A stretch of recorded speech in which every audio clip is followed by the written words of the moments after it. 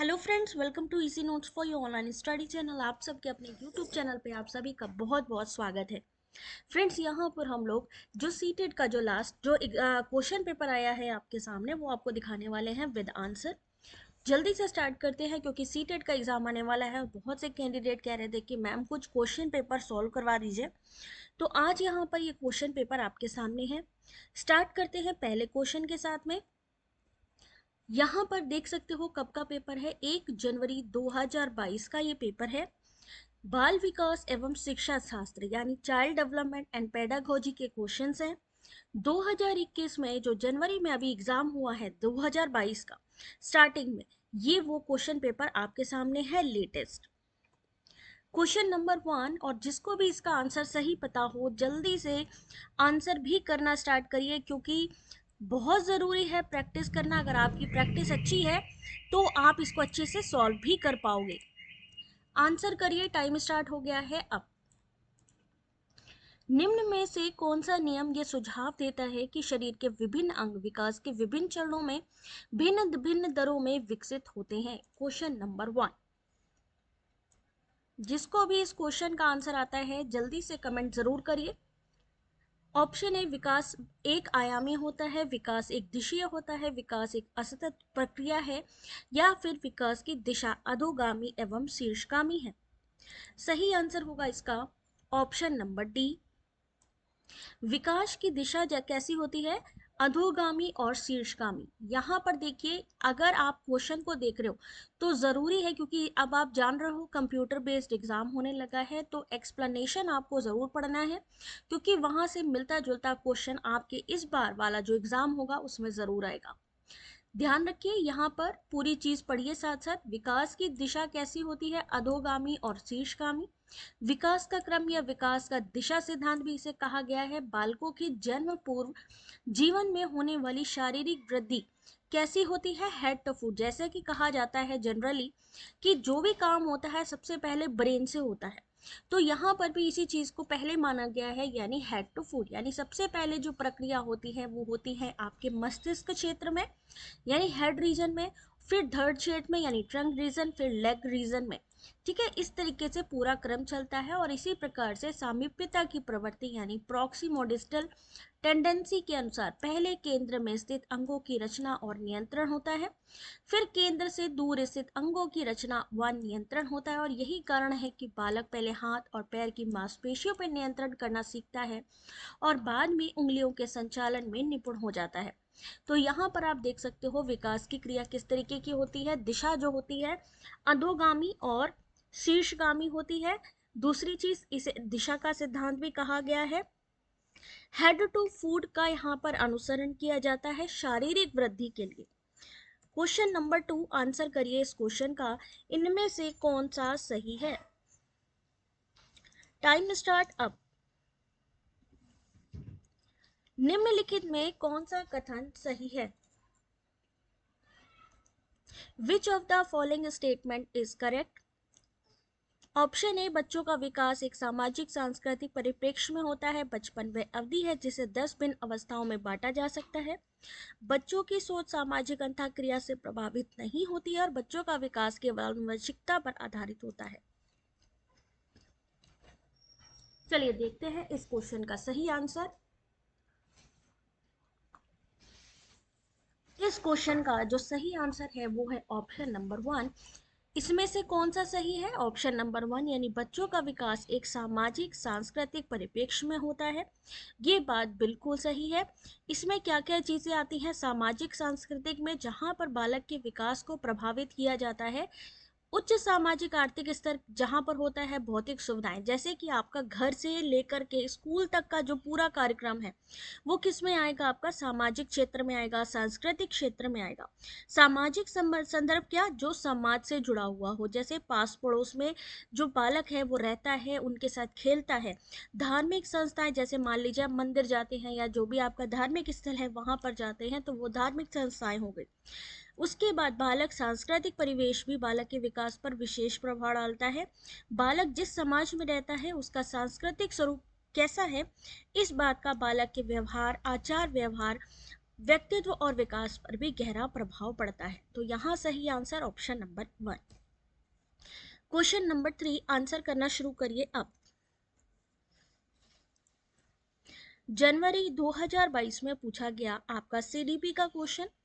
The process of predetermined unfolding of genetic disposition is called adaptation, learning, socialization और maturation. Question number 3,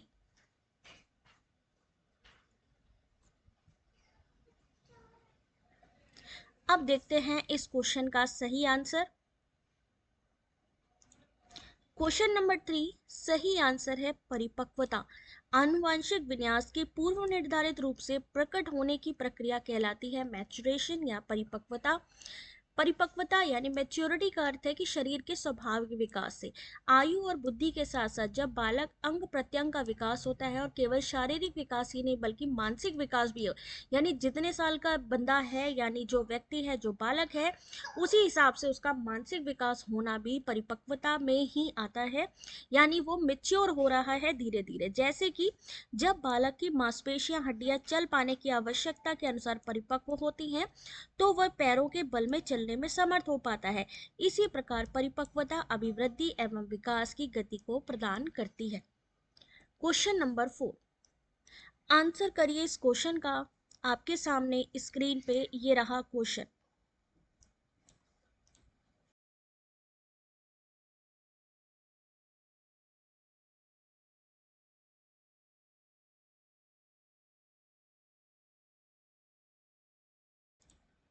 चलिए देखते हैं इस question का सही आंसर। जल्दी से इसका आंसर करिए। सामाजिकरण का प्राथमिक और सामाजिकरण का द्वितीयक कारक इनमें से कौन सा है? सही आंसर है ऑप्शन नंबर 1 प्राथमिक, यानी कि आपका जो परिवार है, जब बच्चा छोटा होता है सबसे पहले किसमें संपर्क में आता है? अपने परिवार के संपर्क में आता है। इसलिए अगर हम प्राइमरी बात करें तो प्राइमरी यानी प्राथमिक सोर्स क्या होगा? हमारा फैमिली। उसके बाद वो क्या करता है? वो स्कूल जाना प्रारंभ करता है। तो द्वितीयक हमारा सामाजिक द्वितीयक कारक जो होगा वो क्या होगा? विद्यालय होगा।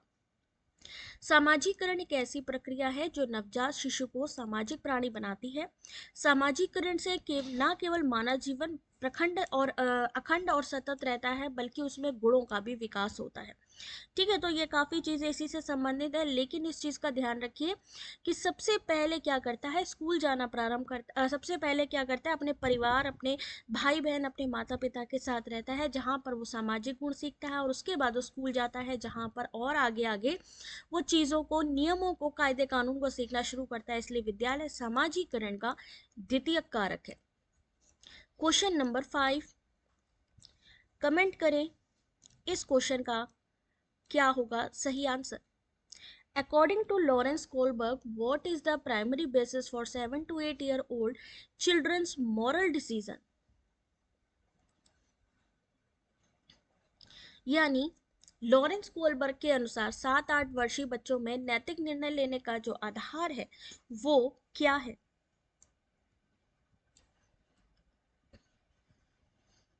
चलिए देखते हैं इस क्वेश्चन का सही आंसर। Question number 5 option number C दंड और आज्ञा पालन यानी punishment and obedience. Lawrence Kohlberg के अनुसार 7 से 8 वर्षीय बच्चों में नैतिक निर्णय लेने का जो आधार है वो है दंड और आज्ञा पालन। किसने कहा? कोलबर्ग ने। ये कोलबर्ग की नैतिक विकास की प्रथम अवस्था, जिसे हम पूर्व परंपरागत नैतिक अवस्था, जो कि पूछा जाता है बार बार क्वेश्चन, प्री कन्वेंशनल स्टेज के अंतर्गत आती है।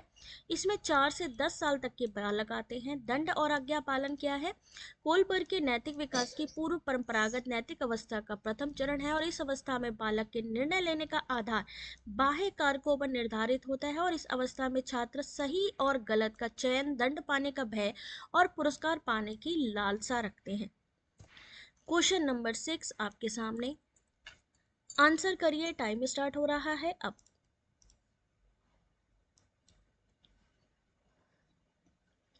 जीन पियाजे के सिद्धांत में क्रमबद्धता किस संदर्भ में प्रयोग हुआ है? Salutation in Jean Piaget theory refers to option number 1 वस्तुओं को किसी एक आयाम जैसे कि लंबाई और आधारित क्रम देना। ऑप्शन बी दूसरों का परिप्रेक्ष्य लेने की क्षमता। ऑप्शन नंबर सी चिंतन का वर्णनात्मक रूप। ऑप्शन नंबर डी स्थानों जैसे अपने विद्यालय का स्थान की मानचित्रण करने की क्षमता। सही आंसर ऑप्शन नंबर 1 यानी वस्तुओं को किसी एक आयाम जैसे कि लंबाई पर आधारित क्रम देना। जीन पियाजे के सिद्धांत में क्रमबद्धता श्रम का प्रयोग वस्तुओं को किसी एक आयाम जैसे कि लंबाई पर आधारित क्रम देने के संदर्भ में प्रयोग हुआ है। क्रमबद्धता क्या है? जीन पियाजे के द्वारा दी गई तीसरी अवस्था। तीसरी अवस्था कौन सी है? मूर्त संक्रियात्मक अवस्था, जिसका की टाइम है 7 से 11 साल। यानी 7 से 11 साल के बच्चों की विशेषता क्या होती है कि बालक वस्तुओं और चीजों को उनके परिमाण अथवा मात्रा के आधार पर क्रम में रखने की योग्यता आ जाती है। जैसे बच्चों को विभिन्न लंबाई की छड़ देने पर उनके द्वारा छड़ों को छोटे से बड़े क्रम में व्यवस्थित करना। 7 से 11 साल के बच्चों को क्या किया जाता है? मान लीजिए उनसे कहा जाता है कि छोटे से बड़े क्रम में कोई चीज लगाइए, या गेम दे दिया, उनसे कहा गया सेट करके दो, तो वो क्या करने लगते हैं? उसको सिस्टमैटिक रखने लगते हैं। तो यही है आपकी क्रमबद्धता। क्वेश्चन नंबर 7 आपके सामने, आंसर करिए इस क्वेश्चन का। 5 वर्षीय नसीमा को यह लगता है कि चिकनी मिट्टी के गोले को यदि दबाकर एक सांप के रूप में परिवर्तित करें तो चिकनी मिट्टी बढ़ जाती है। जीन पियाजे के अनुसार आपकी इस सोच के पीछे कौन सा तर्क है? ऑप्शन ए जीववाद, ऑप्शन नंबर बी केंद्रीयता, ऑप्शन नंबर सी परिकल्पित निगमनात्मक, या ऑप्शन नंबर डी संक्रामक परिणाम निकलना। और इस क्वेश्चन का सही आंसर होगा ऑप्शन नंबर बी सेंट्रिएशन यानी कि केंद्रीयता। 5 वर्षीय नसीमा को यह लगता है कि चिकनी मिट्टी के गोले को दबाकर एक सांप के रूप में परिवर्तित करें तो चिकनी मिट्टी क्या हो जाएगी? बढ़ जाएगी। जीन पियाजे के अनुसार आपकी इस सोच के पीछे का कारण है केंद्रीयता। केंद्रीयता पियाजे द्वारा दी गई पूर्व संक्रियात्मक अवस्था जो कि 2 से 7 साल की विशेषता है, जिसमें बालक के घटना को समझने के लिए किसी एक विशेषता या पक्ष पर ध्यान देते हैं। जैसे कि एक बच्चे को अगर बड़े गिलास में जूस पीने की जिद करता है और जूस पीते समय वह एक छोटे चौड़े गिलास की तुलना में, यानी छोटे गिलास की जगह वो क्या करेगा? बड़े लंबे गिलास को लेगा, उसे लगेगा कि उसमें ज्यादा जूस आ जाता है। लेकिन होता क्या है कि ऐसा नहीं है, दोनों ही ग्लास में समान जूस रहता है। ठीक उसी प्रकार बच्चा आकृति को देखकर सोचता है कि सांप के रूप में चिकनी मिट्टी बढ़ जाती है, जबकि जो गोला होता है वो दोनों ही अवस्थाओं में समान रहता है। क्वेश्चन नंबर 8, लेवाइट्स्की के संज्ञानात्मक विकास का सिद्धांत किस पर आधारित है? Blavatsky offered a theory of cognitive development along the principle of option A social constructivism, option number B behaviorism, option number C मनोविश्लेषण, या ऑप्शन नंबर डी सार्वभौमिकता।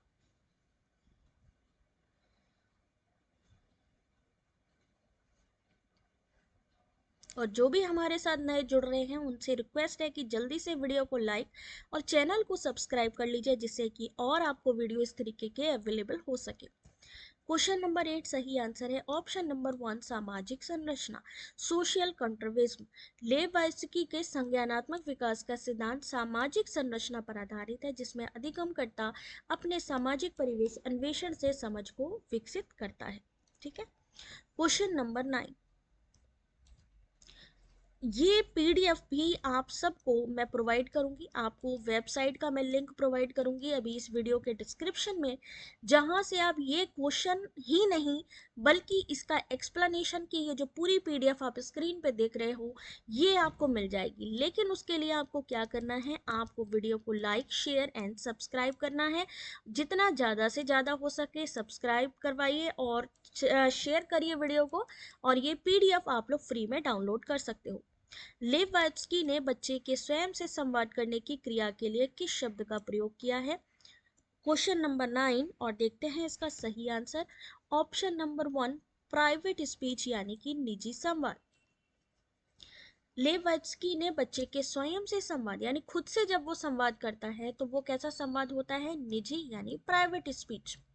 वाइगोत्स्की के अनुसार बच्चे भाषा का प्रयोग न केवल सामाजिक संप्रेषण के लिए बल्कि स्वनिर्देशित तरीके से कार्य करने के लिए, अपने व्यवहार हेतु योजना बनाने के लिए, निर्देश देने और मूल्यांकन करने के लिए भी करते हैं, जिसे क्या कहा जाता है, निजी संवाद। पियाजे ने निजी भाषा को स्वकेंद्रीवाद भी कहा है, यानी एगोसेंट्रिज्म। पियाजे के अनुसार बच्चा सब कुछ अपने नजरिए से देखता है, ऐसा इसलिए क्योंकि वह पूरी दुनिया को अपने जैसा सोचने पर विश्वास करता है और स्वकेंद्रीयवाद है। क्वेश्चन नंबर 10 आपके सामने, आंसर करिए इस क्वेश्चन का क्या आंसर होगा। एक प्रगतिशील कक्षा की निम्न में कौन सी विशेषता है? Which of the following characterize a progressive classroom?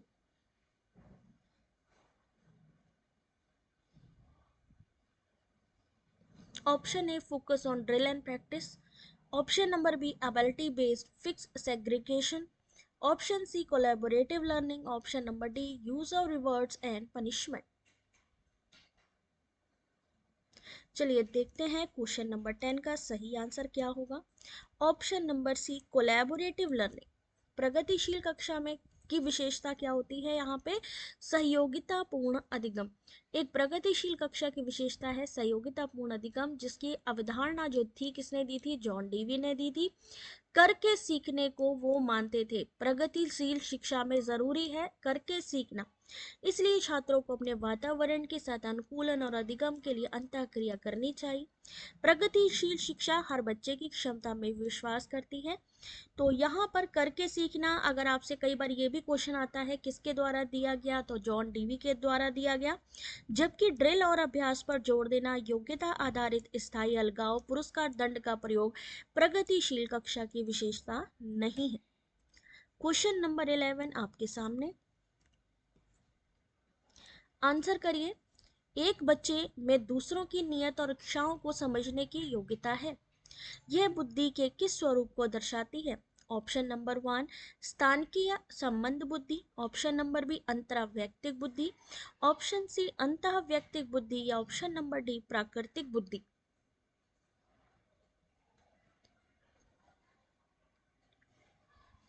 चलिए देखते हैं इस क्वेश्चन का सही आंसर क्या होगा।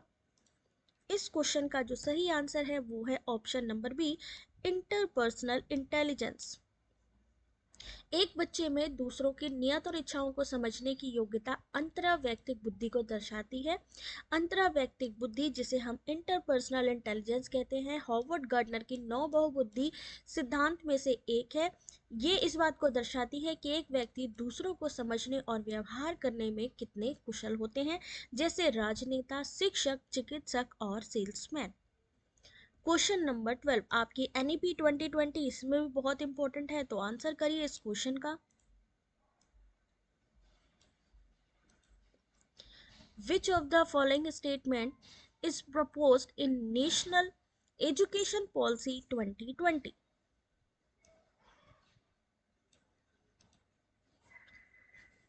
इसी तरीके का लॉन्ग क्वेश्चन होगा जिसे आपको पढ़ के सॉल्व करना है। ये आपके जनवरी 2022 का जो क्वेश्चन पेपर आया था, चाइल्ड डेवलपमेंट एंड पेडोलॉजी के जो क्वेश्चन आए थे, आपके सामने एज अ प्रैक्टिस हम लाए हैं। तो आंसर करते चलिए। क्वेश्चन नंबर 12 सही आंसर है ऑप्शन नंबर सी, बाल विद्यार्थियों के लिए बहुभाषीय होने के उच्च संज्ञानात्मक लाभ है। राष्ट्रीय शिक्षा नीति 2020 में बाल विद्यार्थियों के लिए बहुभाषीय होने के उच्च संज्ञानात्मक लाभ है।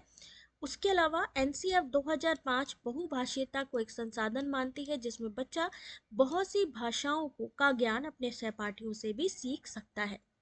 Question number 13 gender roles are, gender भूमिका कैसी होती है? चलिए दिखाते हैं इसका जल्दी से आंसर, क्योंकि इसमें तो बिल्कुल टाइम नहीं देने का है। Question number 13 option number 1 learn behaviour, यानी अधिग्रहित व्यवहार। जेंडर भूमिका अधिग्रहित व्यवहार है जो समाज को सांस्कृतिक मानदंडों या परंपराओं के अनुसार एक पुरुष, महिला, लड़के या लड़की के लिए उपयुक्त कार्य प्रदान करती है। ये भूमिकाएं लड़कियों को घरेलू कार्य जैसे कि खाना बनाना, माँ के साथ घर में रहकर सिलाई कढ़ाई करने के कार्य के लिए प्रेरित करते हैं, और लड़कों को वर्चस्व प्रदान करती हैं। जेंडर भूमिका यानी स्टार्टिंग से ही उनको इस तरीके की चीजें हो जाती है, इनको पता होता है कि हमें आगे जाकर के क्या काम करना है। तो जेंडर रोल्स ये होते हैं। क्वेश्चन नंबर 14 सतत एवं समग्र मूल्यांकन का प्राथमिक उद्देश्य इनमें से कौन सा है?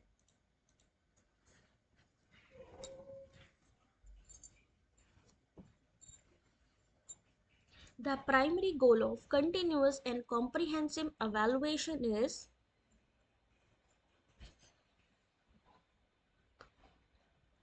क्वेश्चन को पढ़िए क्योंकि एग्जाम में भी आपको क्वेश्चन को पढ़ना होगा।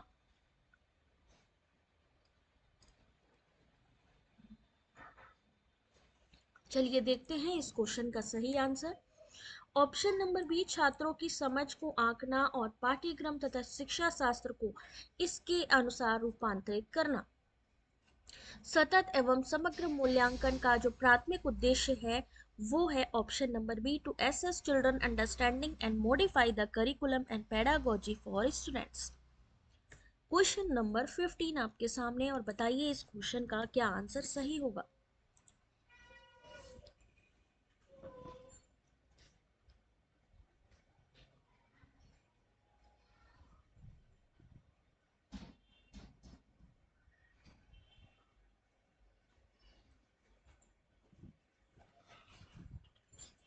अपनी कक्षा के लिए मूल्यांकन पद्धति तय करने से पहले एक शिक्षक को किन बातों पर विचार करना चाहिए।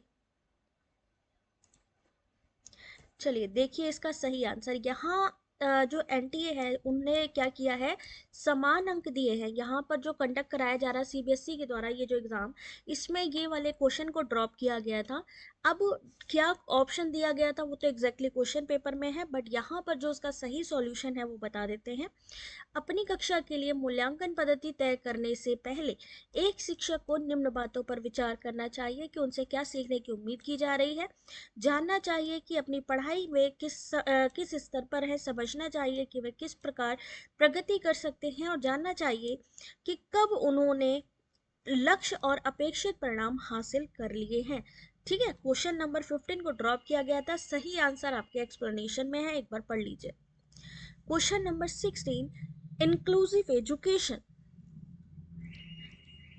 इंक्लूसिव यानी कि समावेशी शिक्षा से क्या अभिप्राय है। आर्थिक रूप से कमजोर वर्ग का आरक्षण केवल सरकारी विद्यालयों में उपलब्ध करवाया जाए, दिव्यांग छात्रों को सिर्फ विशेष विद्यालयों में ही शिक्षा दी जाए, सरकारी विद्यालयों में केवल अंग्रेजी भाषा पढ़ाई जाए, या फिर योग्यताओं से परे होकर सभी बच्चों को गुणवत्ता शिक्षा उपलब्ध करवाई जाए। तो सही आंसर देखिए इसका ऑप्शन नंबर डी, योग्यताओं से परे होकर सभी बच्चों को गुणवत्ता शिक्षा उपलब्ध कराई जाए। ठीक है, समावेशी शिक्षा क्या है, इंक्लूसिव, जहां सभी छात्रों को, चाहे वो कोई भी पृष्ठभूमि कोई भी बैकग्राउंड के हो, बिना किसी भेदभाव के उनको शिक्षा दी जाए। उन्हें उच्च गुणवत्ता वाले निर्देश, हस्तक्षेप, समर्थन प्राप्त करने के लिए सामान्य शिक्षा कक्षाओं में रखा जाए। समावेशी शिक्षा एक ऐसी प्रणाली है जिसमें विकलांग और सामान्य बच्चे एक साथ सीखते और खेलते हैं, जिसका उद्देश्य सबका साथ और सबका विकास है। क्वेश्चन नंबर 17, अब यहाँ पर आपके सामने इस असर्शन रीजन का क्वेश्चन है। आंसर करिए इस क्वेश्चन को। असर्शन रीजन में याद रखिए इसका भी ट्रिक होता है, वो भी मैं आगे आने वाले टाइम में आपको बताऊंगी। स्टेटमेंट, जो पहला असर्शन है, पढ़ाते समय एक शिक्षक को पाठ्य सामग्री को दर्शाने के विभिन्न तरीके अपनाने चाहिए। शिक्षक को अधिगमकर्ताओं की विविध आवश्यकताओं हेतु अपने शिक्षा शास्त्र को उनके अनुकूल बनाना चाहिए। असर्शन रीजन में क्या सही है, क्या ऑप्शन सही है, आंसर करिएगा। सही आंसर है ऑप्शन नंबर ए, यानी ये दोनों ही सही हैं और इसका सही एक्सप्लेनेशन भी है। ये पूरा का पूरा एक्सप्लेनेशन के साथ ये पीडीएफ आपको मिलेगी। कमेंट करिएगा यस अगर आपको पीडीएफ चाहिए। पढ़ाते समय एक शिक्षक को पाठ्य सामग्री को दर्शाने के विभिन्न तरीके अपनाने चाहिए, जिससे छात्रों में उस शिक्षण के लिए रुचि जागृत हो और वे तत्परता से शिक्षण कार्य को सीखें, एक दूसरे को प्रेरित करें। क्योंकि यदि शिक्षक अधिगमकर्ताओं की विभिन्न आवश्यकताओं के अनुसार अपने शिक्षण विधि तथा शिक्षण शास्त्र को उनके अनुकूल बनाएगा, तो ये छात्रों के अधिगम में अत्यंत ही सहायक होगा, जिससे सबका विकास होगा। इसलिए question number 17 option number 1। Question number 18, question number 18, एक बच्ची लिखाई में निरंतर कठिनाई का सामना कर रही है। उसे अक्षर बनाने, शब्दों के बीच अंतराल करने में चुनौती महसूस होती है। ये लक्षण किस अधिगम विकार की ओर इशारा करता है। यानी यहाँ पर आपको ये बताना है कि डिसलेक्सिया है, डिस्ग्राफिया है, डिसकैलकुलिया है, या attention deficit hyper activity disorder है। यानी एक एग्जाम्पल दिया गया है उस बीमारी के बारे में और आपको बताना है कि उसको इसमें से कौन सा डिसीज लग रहा है। Question number 18 option number B, आलेख वैकल्य जिसे हम कहते हैं डिस्ग्राफिया। एक बच्ची अगर लिखाई में निरंतर कठिनाई का सामना कर रही है, उसे अक्षर बनाने में, शब्दों के बीच अंतराल करने में चुनौती महसूस होती है, तो यह लक्षण आलेख वैफल्य यानी डिस्ग्राफिया का है। अगर वो ठीक से पढ़ नहीं पाए तो क्या होगा, डिसलेक्सिया होगा। वह 100 को वॉस तथा डी को बी पढ़ता है तो गणन वैफल्य यानी कि डिसकैलकुलिया होगा, में छात्र गणितीय संबंधी गणनाओं को करने में असफल रहता है। क्वेश्चन नंबर 18 आपके सामने, विद्यार्थियों में व्यक्तिगत विभिन्नताओं को पूरा करने के लिए एक शिक्षक को क्या करना चाहिए? To cater to individual differences among the student, a teacher should, जब से नेशनल एजुकेशन पॉलिसी आई है, चाहे आपका यूजीसी नेट हो, आपका सीटेट हो, सेट एग्जाम हो, टीजीटी पीजीटी हो, सब में ही ये क्वेश्चंस आने लग गए हैं। चलिए देखते हैं क्वेश्चन नंबर 9 का जो सही आंसर है option number B, use a variety of pedagogical approaches and mean of assessment, यानी शिक्षा शास्त्रीय उपागम और मूल्यांकन के विविध साधनों का उपयोग करना। Question number 19 option number B. Question number 20, निम्नलिखित में कौन सा सृजनात्मकता का अनिवार्य लक्षण है? यानी विच of the following is an essential characteristics of creativity, यानी अगर आपको किसी की क्रिएटिविटी बढ़ानी है तो इनमें से क्या चीज आपको यूज करनी होगी? Divergent thinking, impulsiveness, सेंट्रेशन in thought, convergent thinking. सही आंसर है ऑप्शन नंबर 1, डाइवर्जेंट थिंकिंग, अपसारी चिंतन। ठीक है, इसमें क्या होता है, जहां पर किसी व्यक्ति के सामने अगर कोई समस्या रख दी जाती है और समस्या के समाधान के लिए वो व्यक्ति अपनी कल्पना शक्ति और सृजनात्मकता का प्रयोग करता है, तो उस चिंतन को अपसारी यानी डाइवर्जेंट थिंकिंग कहते हैं। अपसारी चिंतन सृजनात्मक बच्चों में पाया जाता है, जैसे कि जब क्लास में एक टीचर क्या करता है, अपने कैंडिडेट से, अपने स्टूडेंट से पूछता है कि यदि तुम्हारे पंख हो तो तुम क्या करोगे, या कभी कभी होता है, बताओ अगर तुम्हारे पास पैसे हुए तो तुम उसका क्या करोगे, है ना। तो ऐसे प्रश्न का कोई सटीक उत्तर नहीं होता है। ऐसी स्थिति में बालक क्या करेगा, उसके बारे में कल्पना करेगा और फिर विचार करेगा, यानी अपनी क्रिएटिविटी बताएगा। तो जहां क्रिएटिविटी आएगी वहां पर आएगा डाइवर्जेंट थिंकिंग। ठीक है, आई होप ये चीज़ें आपको समझ में आई होंगी। अगर आप चाहते हो कि ऐसी ही क्लासेस थोड़ी और मिले आपको, तो जल्दी से वीडियो को लाइक, शेयर, सब्सक्राइब और कमेंट करके यस ज़रूर टाइप करिएगा। और कोई भी इशू होता है आप हमारे साथ टेलीग्राम में जुड़ सकते हो। टेलीग्राम का लिंक इसी वीडियो के डिस्क्रिप्शन पे है। अब मिलेंगे आपसे नेक्स्ट वीडियो में। Thanks for watching.